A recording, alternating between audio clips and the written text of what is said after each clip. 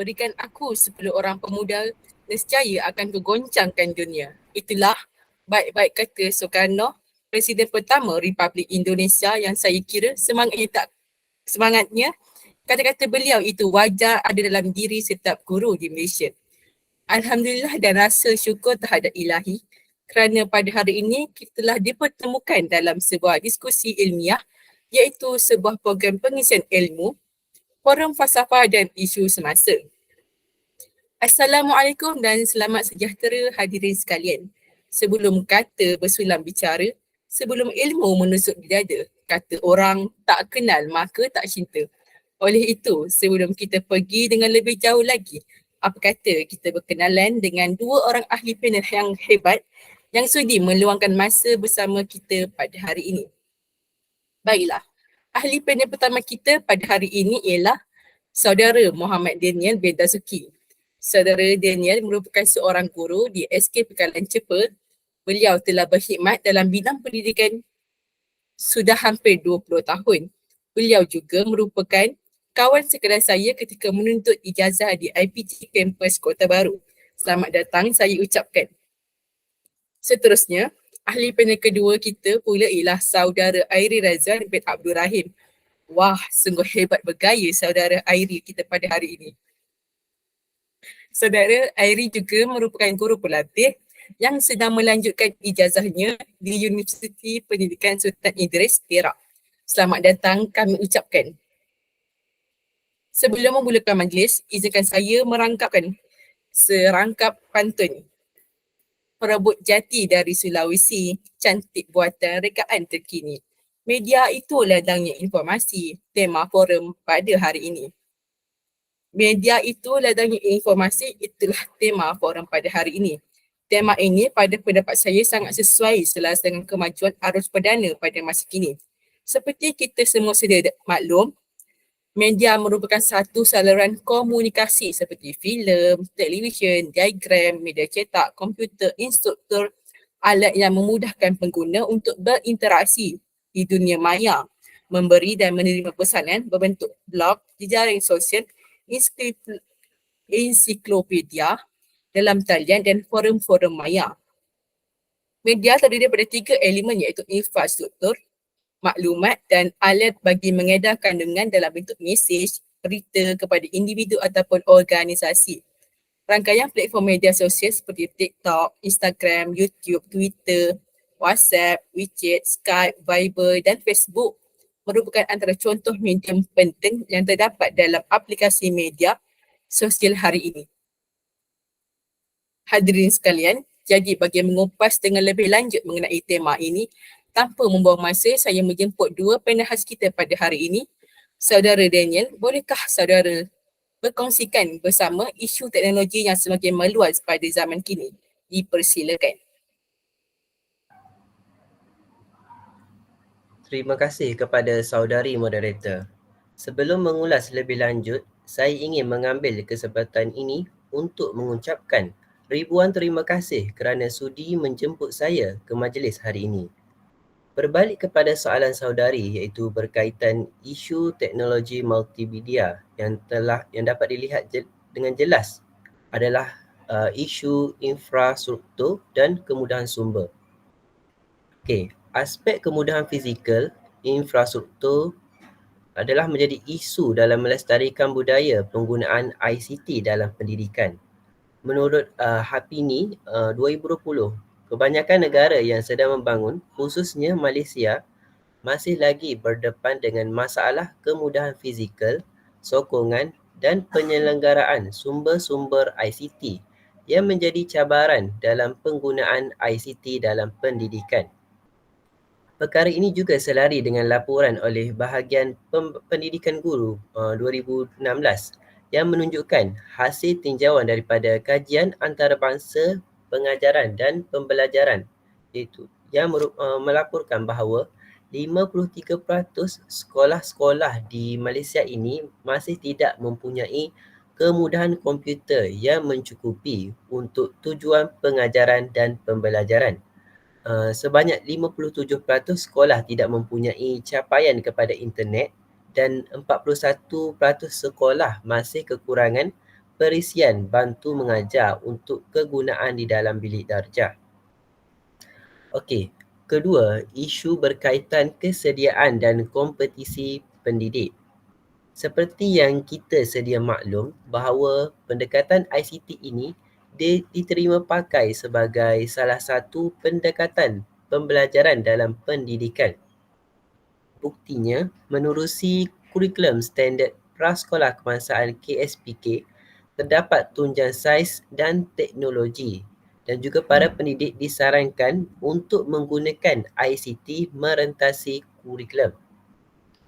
Terdapat satu kajian yang telah dijalankan oleh Kamarul Zaman bersama beberapa orang lagi rakannya pada tahun 2017 ke atas 60 orang guru prasekolah. Mereka mendapati bahawa 60% bersetuju bahawa kesedaran penggunaan ICT dalam pembelajaran adalah tahap yang rendah. Perkara ini juga dijelaskan di dalam kajian yang sama, iaitu seramai 68% mengakui bahawa mereka mempunyai pengetahuan yang terhad dalam keberkesanan pengajaran dan pembelajaran berbantukan ICT. Okey, daripada kajian ini menunjukkan kepada kita bahawa para pendidik masih lagi belum sedar akan kepentingan penggunaan ICT dalam pengajaran dan pembelajaran. Okey, perkembangan ICT kini menjadi semakin pesat. Kita dapat saksikan penghasilan peranti atau gadget baharu dan juga pertambahan aplikasi yang sentiasa berubah mengikut perkembangan masa. Okey, perkara ini menyulitkan penggunaannya dalam kalangan pendidik atau institusi pendidikan lain. Oleh yang demikian, ini menjadi satu kewajaran untuk para pendidik untuk sentiasa peka akan perubahan dan meneroka perkembangan semasa agar dapat diimplementasikan di dalam konteks pengajaran dan pembelajaran. Okey, isu ketiga adalah kesihatan dan keselamatan kanak-kanak. Okey, menurut Godwin ia menyatakan bahawa kanak-kanak pada hari ini telah menggunakan pelbagai jenis media dalam pengajaran dan pembelajaran seperti papan pintar, iPad, telefon pintar, e-game dan permainan berbentuk elektronik yang lain untuk mereka belajar bagi mengenali sesuatu yang baharu dan berkomunikasi dengan cara baharu. Okey, perkara ini disokong oleh Papadix yang menyatakan bahawa kanak-kanak meluangkan masa lebih banyak dengan peranti kepunyaan mereka. Dalam beberapa kajian yang dijalankan berkaitan penggunaan media dalam PDP terhadap kanak-kanak menunjukkan bahawa penggunaan teknologi multimedia ini menyumbang kepada berlakunya masalah pembelajaran kepada kanak-kanak. Penggunaan teknologi yang berlebihan boleh menyumbang terjadinya masalah Attention Deficit Hyperactive Disorder iaitu ADHD, perkembangan terbantut atau development delay dan juga gangguan emosi. Dapatan ini diperoleh daripada kajian NE 2018, Sundus itu 2018 dan Maziah pada 2018 juga. Okay, pembelajaran ini menggunakan teknologi pastinya memerlukan kanak-kanak menggunakan pelbagai media. Hal ini akan menjadi isu kepada para pendidik untuk menggunakannya dalam pengajaran dan pembelajaran.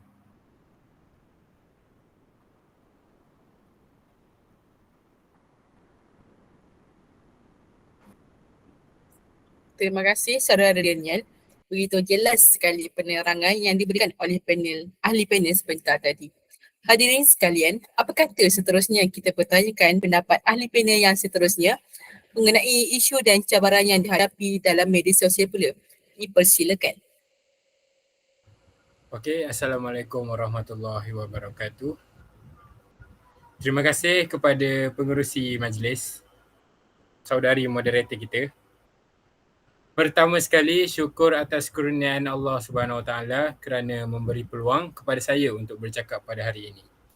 Pertama sekali, terdapat 3 isu yang saya ingin kongsikan tentang cabaran yang dihadapi dalam media sosial dalam bidang pendidikan. Antaranya, penggunaan media di dalam kalangan pendidik dalam menggunakan aplikasi media sosial sangat penting untuk memastikan keberkesanan penggunaan teknologi dalam proses pendidikan. Pendidik perlulah sentiasa peka dengan arus teknologi dalam pendidikan abad ini kerana teknologi sentiasa berubah mengikut peredaran masa. Sikap negatif segelintir pendidik yang telah biasa menggunakan kaedah lama untuk melaksanakan proses PDP adalah cabaran untuk mereka menggunakan aplikasi media sosial dalam pengajaran. Hal ini kerana sikap pendidik itu sendiri yang tidak dapat menyesuaikan diri dengan perkembangan revolusi teknologi dalam pendidikan. Hanya segelintir pendidik sahaja yang memanfaatkan aplikasi sosial media dalam persekitaran pembelajaran dan pengajaran.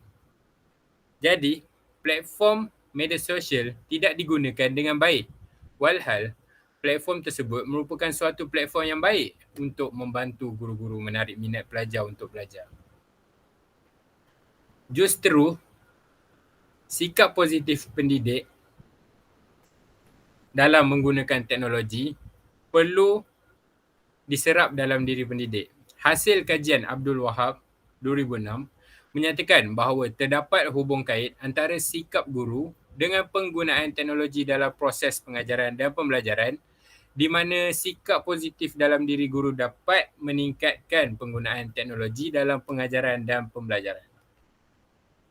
Okey, selain itu, pelajar turut memainkan peranan yang penting dalam menggunakan media sosial dalam proses pembelajaran mereka. Cabaran utama dalam memastikan pelajar menggunakan aplikasi media sosial secara berkesan dan pembelajaran pelajar adalah sikap dan juga kemahiran pelajar itu sendiri. Ini adalah kerana kebanyakan pelajar hanya menggunakan aplikasi media sosial untuk tujuan hiburan dan bukan untuk pembelajaran mereka. Pelajar kini tidak mempunyai sikap motivasi yang tinggi untuk mempelajari sesuatu susana pembelajaran yang baru yang berasaskan teknologi iaitu media sosial. Malahan juga, terdapat juga segelintir pelajar ni hanya mengetahui aplikasi media sosial daripada pelajar lain apabila melihat pelajar tersebut menggunakannya. Selain itu, segelintir pelajar juga mempunyai kemahiran yang rendah dalam menggunakan aplikasi media sosial. Pelajar ini tidak dapat belajar dengan sendiri walaupun terdapat banyak video-video cara penggunaan sesuatu aplikasi dapat diperoleh di media sosial seperti di TikTok, Instagram dan sebagainya. Ini menunjukkan kurangnya tahap pembelajaran secara kendiri oleh pelajar. Justeru, pelajar haruslah bersikap positif dalam menerima perubahan pembelajaran mereka. Pelajar haruslah bijak untuk menentukan fungsi dan tujuan sebenar pelajar untuk menggunakan media sosial dalam pembelajaran. Ia bertujuan supaya tidak terlibat dengan penyalahgunaan media sosial seperti cyberbully, pornografi dan sebagainya. Akhir sekali, ibu bapa juga perlu memainkan peranan dalam penggunaan aplikasi media sosial dalam kalangan anak-anak mereka semasa anak-anak mereka belajar. Ibu bapa perlu untuk mengejar arus perkembangan teknologi dengan cara membiasakan diri mereka untuk menggunakan media sosial dalam kehidupan. Ia bertujuan untuk membantu anak-anak mereka sendiri untuk menggunakan media sosial dengan cara yang betul.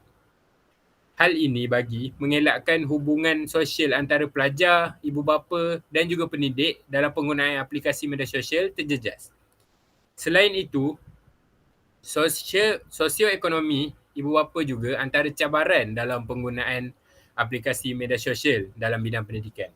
Hal ini disebabkan ibu bapa yang mempunyai pendapatan yang rendah, mempunyai kurang kemahiran, pengetahuan mengenai media sosial dan kurang keyakinan untuk menggunakan teknologi akan menyebabkan mereka kurang berpeluang untuk menggunakan media sosial. Mereka juga tidak dapat menerima manfaatnya ketika di rumah dan tidak dapat mengembangkan penggunaan aplikasi media sosial anak-anak mereka dengan baik. Jadi saya rasa itu sahaja isu untuk saya bentangkan.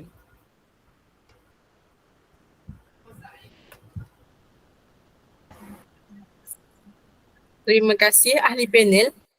Hadirin sekalian, sebutan tadi dengan begitu jelas sekali ahli panel kita telah memberikan penerangan dan memberikan pandangan mereka mengenai isu forum pada hari ini. Saya fikir sudah tentu hadirin sekalian juga jelas dengan penerangan yang diberikan. Berdasarkan penerangan tadi, dapat kita lihat di sini bahawa penggunaan teknologi multimedia telah pun digunakan dan diterapkan dalam pendidikan negara kita. Sememangnya kita akui, penggunaan alat-alat teknologi maklumat dan penggunaan internet banyak membantu dalam kehidupan seharian kita.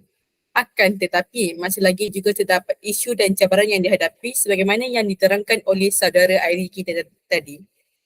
Seperti yang kita semua sedia maklum, guru memainkan peranan besar dalam mendidik anak-anak grade di sekolah.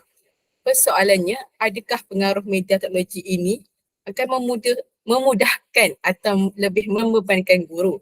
Dan apakah pula kelebihan penggunaan teknologi ini dalam pendidikan?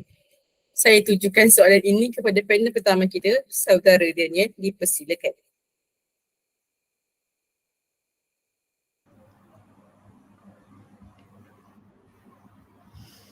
Okey, terima kasih kepada saudari Hazikah di atas pertanyaan tersebut.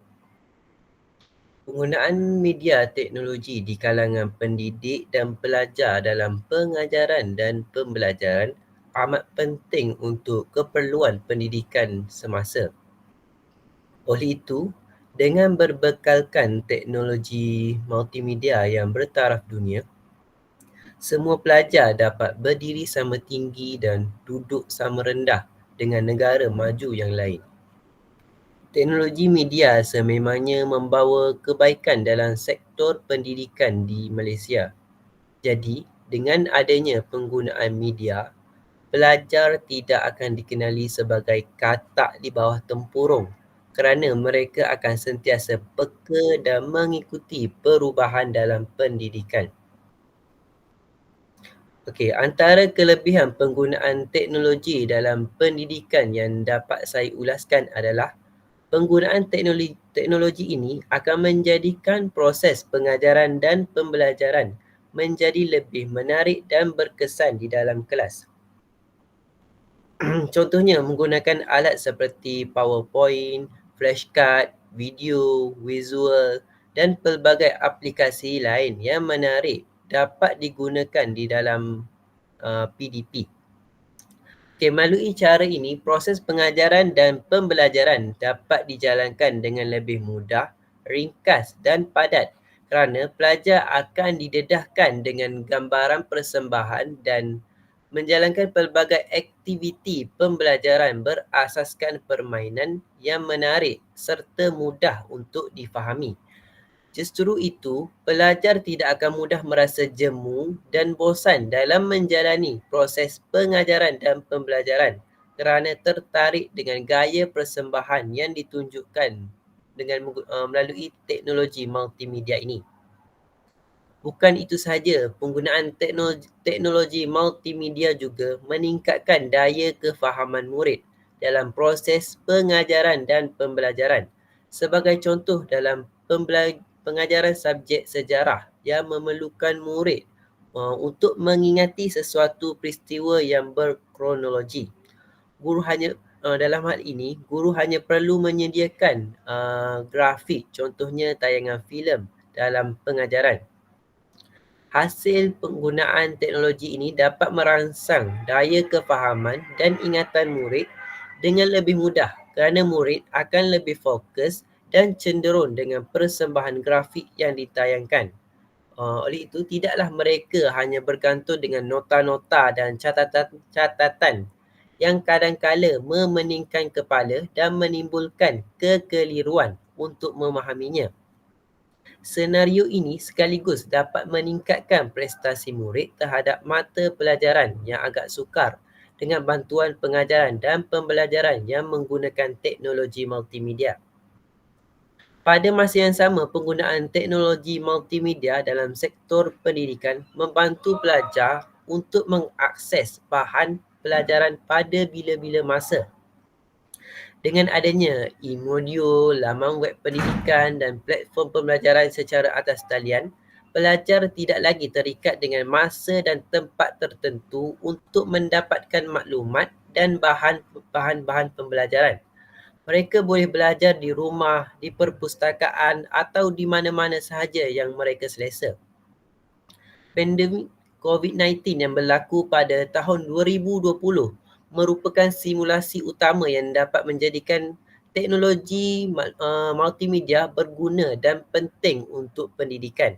Hal ini kerana ia memberi kebebasan dan fleksibiliti kepada pelajar untuk mengatur jadual pembelajaran mereka mengikut keperluan dan keupayaan masing-masing. Intihannya, penggunaan teknologi multimedia dalam pendidikan ini membolehkan pelajar untuk mengakses bahan pelajaran pada bila-bila masa sahaja. Okey, itu sahaja dari saya.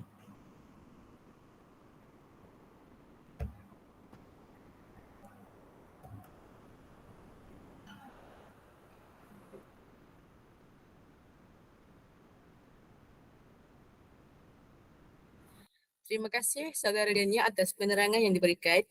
Saya sangat tertarik dengan kata-kata yang diungkapkan oleh ahli panel kita ini tadi. Jadi saya sangat teruja untuk bertanyakan pada ahli panel yang kedua.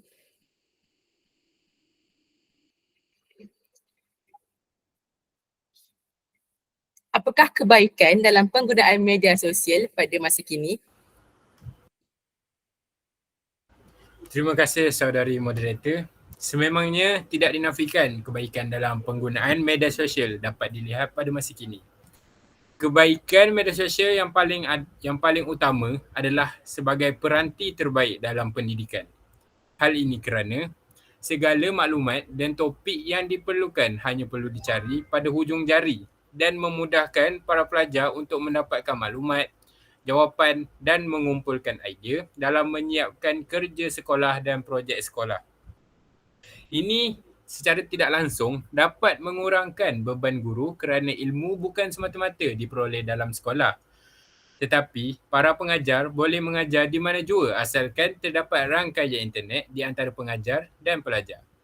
Media sosial ternyata menjadi alat perantaraan terpenting ketika seluruh dunia dilanda pandemik COVID-19 seperti yang telah dinyatakan oleh panel Muhammad Daniel sebentar tadi.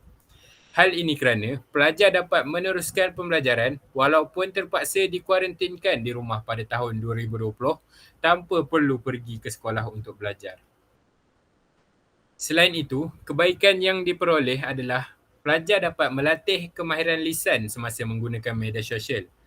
Kerana hakikatnya, media sosial lebih sesuai untuk melatih kemahiran khas pelajar terutamanya untuk bercakap, mendengar dan menulis di hadapan orang ramai. Pembelajaran bahasa lisan berbeza dengan pengajaran bahasa asas. Ia memerlukan pelajar bercakap berdasarkan pemahaman dan pengetahuan mereka. Untuk membiarkan pelajar bercakap di khalayak ramai adalah satu perkara yang sukar dalam pengajaran bahasa. Hal ini juga disebabkan oleh kebanyakan pelajar mempunyai rasa takut dan malu. Sekiranya menggunakan media sosial untuk pengajaran lisan, pasti dapat mengurangkan tekanan psikologi pelajar untuk menyelesaikan tugas lisan secara bersemuka. Jika terdapat terlalu banyak pelajar di dalam kelas, guru tidak dapat menjamin bahawa setiap pelajar dapat menyelesaikan latihan di dalam kelas dan memerlukan media sosial untuk menyelesaikan pelajaran. Misalnya, guru perlu menyediakan tugasan merakam video di mana pelajar perlu untuk bercakap dan menerangkan tentang topik yang telah ditetapkan. Jadi kembali kepada moderator.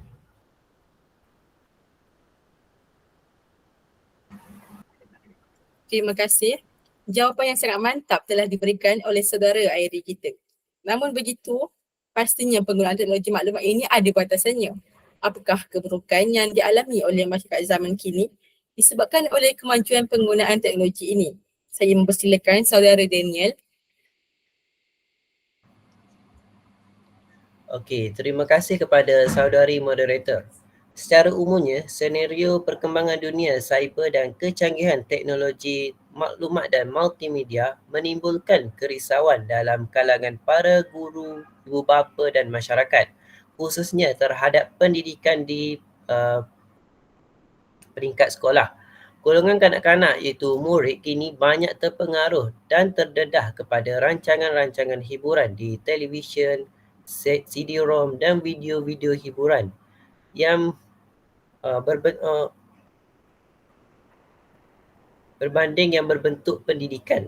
Ini menyebabkan ada dalam kalangan mereka yang menjadikan kartun-kartun kegemaran sebagai ikon hidup mereka, sekaligus meninggalkan impak negatif ke atas perkembangan akhlak dan jati diri murid-murid tersebut.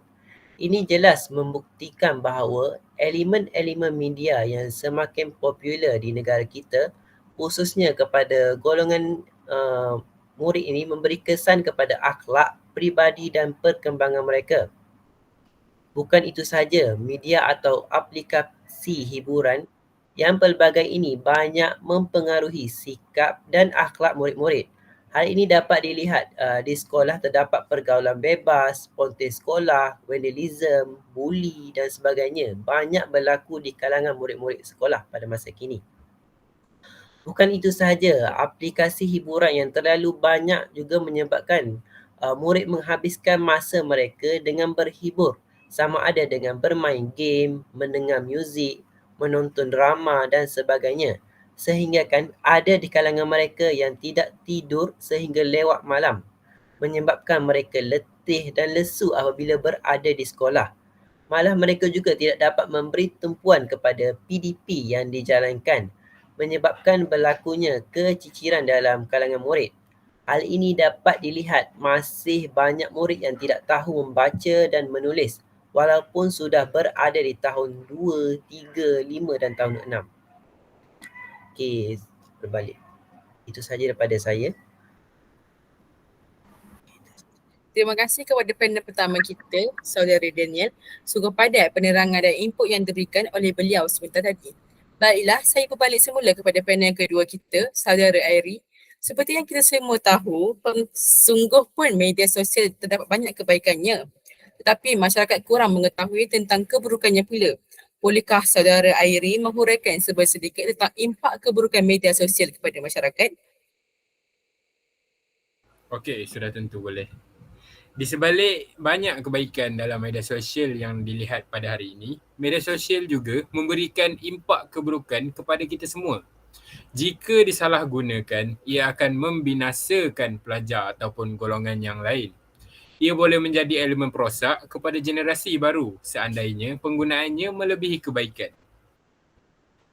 Antara keburukan yang diterima daripada media sosial, ia akan menyebabkan akademik pelajar terjejas jika pelajar tersebut menggunakan media sosial secara tidak baik. Ini kerana dengan kehadiran beberapa aplikasi, ia menyebabkan mereka tidak lagi fokus kepada pembelajaran dan pendidikan. Ada yang sanggup menipu ibu bapa dengan mengambil kesempatan kononnya memerlukan liputan wifi untuk belajar, tetapi tahukah ibu bapa berapa peratuskah penggunaan internet untuk sesi pembelajaran dan berapa peratus lagi untuk hiburan semata-mata?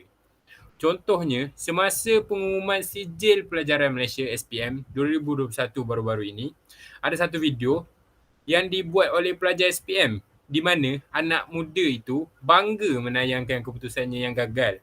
Ini merupakan suatu perkara yang tidak patut ditunjukkan di media sosial kerana seolah-olah menyindir sistem pendidikan negara.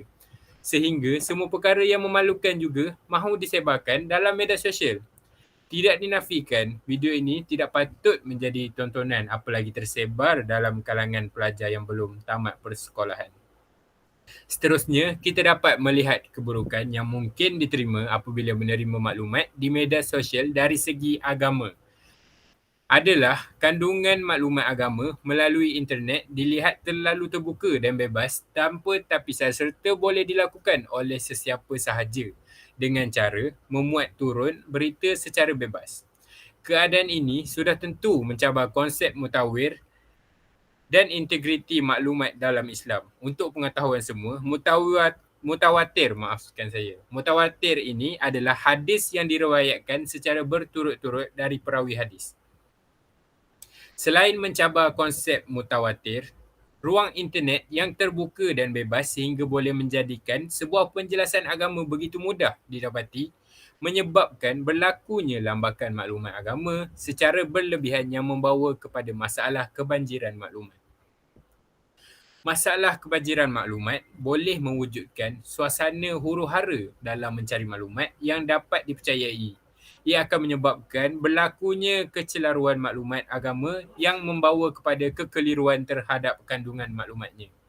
Menurut Muhammad Zaidi 2009, kegagalan menggunakan TMK iaitu Teknologi Maklumat dan Komunikasi dengan cara yang betul dan bermanfaat hanya akan menjerumuskan diri ke kancah kekeliruan dalam kehidupan.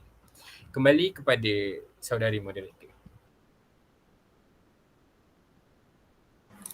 Terima kasih kepada saudari Airi. Pada masa kini, teknologi sepatutnya dilihat sebagai satu keperluan. Kita tidak boleh lagi menafikan kegunaannya sangat penting dan meluas dalam kehidupan seharian kita termasuklah dalam pendidikan. Jadi, bolehkah saudara Daniel memberikan sedikit rumusan berkaitan penggunaan teknologi multimedia ini?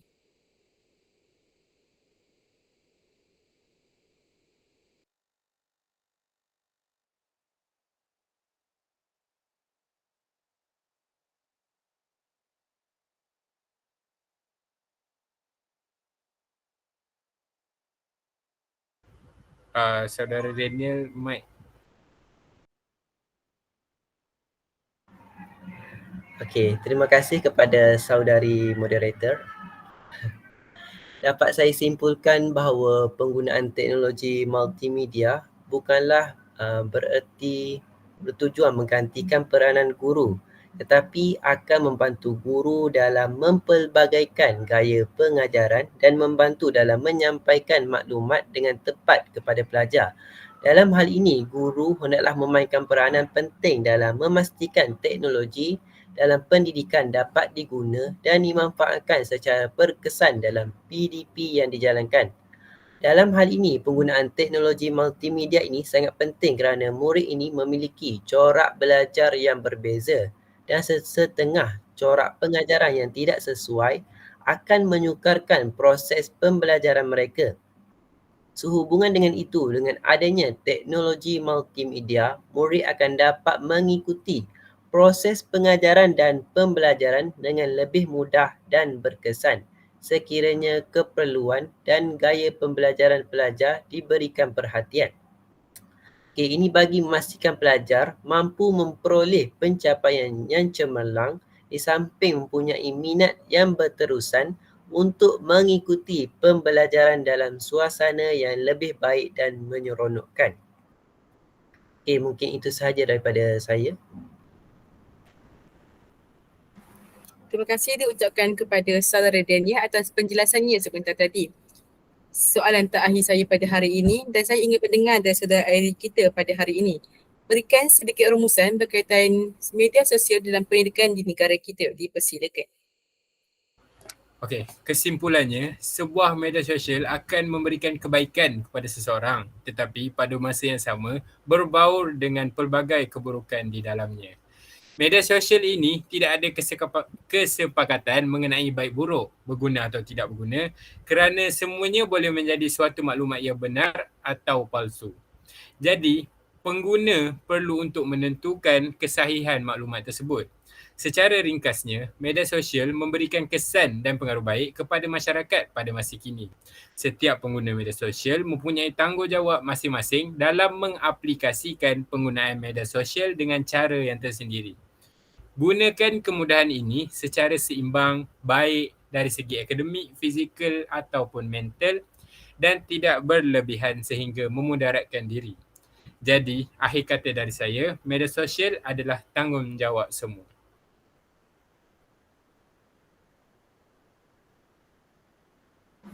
Begitu banyak sekali ilmu yang dapat dikongsikan pada hari ini. Terima kasih saya ucapkan kepada kedua-dua ahli penahas kita pada hari ini atas info dan pandangan yang mantap sekali. Semoga apa yang kita dapat hari ini memberi sedikit pencerahan dan input yang bermanfaat kepada kita. Sekarang kita akan teruskan dengan sesi soal jawab daripada kalangan penonton Sekiranya ada penonton yang ingin bertanya, mohon buka mic dan ajukan soalan kepada panel.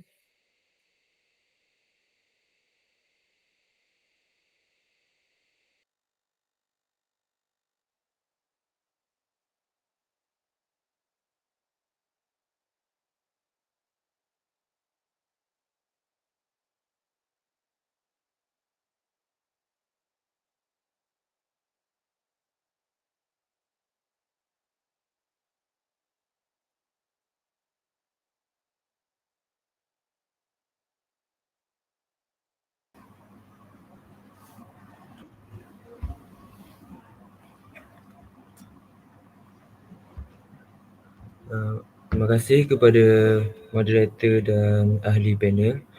Di sini saya ada satu soalan yang ingin ditanyakan, iaitu apakah peranan KPM dalam meningkatkan kualiti guru, terutamanya dalam kemahiran menggunakan teknologi multimedia? Terima kasih.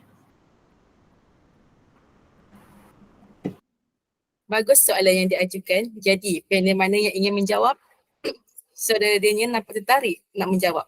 Jadi saya mempersilakan saudara Daniel. Okey, terima kasih kepada saudara di atas persoalan tersebut. Bagi memastikan profesionalisme pendidikan guru berada di landasan yang betul dan dijamin kualitinya, pihak KPM telah menyediakan pelbagai kemudahan dan mewajibkan bakal guru serta guru terlatih menjalani pelbagai kemahiran baru sesuai dengan arus globalisasi. Para guru pelatih dipastikan menguasai bidang teknologi maklumat dan komunikasi terutamanya. Kebanyakan tugasan yang diberikan juga memerlukan guru pelatih untuk menggunakan kemudahan multimedia, iaitu contohnya pembentangan tutorial menggunakan PowerPoint, tugasan projek dan sebagainya. Bukan itu sahaja, dalam melaksanakan tugasan yang diberikan, para guru pelatih digalakkan untuk mencari bahan dalam pelbagai sumber, terutamanya internet yang merupakan sumber bahan yang tidak terhad. Malah syarat untuk memperoleh keputusan cemerlang dalam menjalani praktikum di sekolah ialah menerapkan TMK dalam proses pengajaran dan pembelajaran. Malah terdapat juga kursus-kursus yang dijalankan bagi memberi ruang dan peluang kepada guru untuk mempelajari serta meningkatkan kemahiran menggunakan teknologi. Diharapkan dapat menjawab soalan saudara. Terima kasih kepada perkongsian jawapan yang menarik. Seterusnya, kita teruskan kepada penonton lain jika ingin bertanya. Okey, baiklah. Ada lagi seorang penonton yang bertanyakan soalan. Bagaimanakah cara untuk ibu bapa menghadkan penggunaan media sosial dalam diri anak-anak? Tadi kita sudah dengar jawapan dari panel pertama. Jadi kini saya mempersilakan pula panel kedua kita, Saudara Airi, bagi merungkai soalan tadi. Okey, disebabkan masa sudah suntuk, jadi saya menjawab secara ringkas saja. Ibu bapa boleh memuat turun dan menggunakan banyak aplikasi yang ada di internet untuk memantau setiap penggunaan media sosial dalam kalangan anak-anak mereka. Contohnya, jika ibu bapa sedang bekerja dan tiada bersama anak-anak mereka sekalipun, ibu bapa masih boleh melihat setiap aktiviti yang digunakan oleh anak mereka itu pada bila-bila masa sahaja. Jadi saya harap itu dapat menjawab soalan daripada penonton kita. Terima kasih Saudara Airi akan pencerahan jawapan yang jelas. Nampaknya masa amat mencemuri kita. Jadi sedikit rumusan yang kita dapat pada hari ini ialah teknologi dan media bukanlah sesuatu yang baru atau asing lagi dalam kehidupan seharian kita. Begitu juga dalam bidang pendidikan. Namun ianya masih lagi boleh dikategorikan sebagai salah satu cabaran yang perlu dihadapi oleh para guru. Yang pasti kita tak akan dapat lari dari peredaran kemajuan dan globalisasi dunia yang semakin berkembang pesat. Justru sebagai pendukung falsafah pendidikan negara, para guru haruslah bersiap sedia bagi menghadapi cabaran ini. Sebelum menutup tirai forum kita pada hari ini, saya ingin mengungkapkan serangkap pantun Tuailah padi antara masak, esok jangan layu-layuan. Intailah kami antara nampak, esok jangan rindu-rinduan. Salam hormat sehingga kita bertemu lagi. Akhir kata, orang putih, orang Pakistan, terima kasih. Syukran jazilan. Wabillahi taufiq wa hidayah. Wassalamualaikum warahmatullahi wabarakatuh.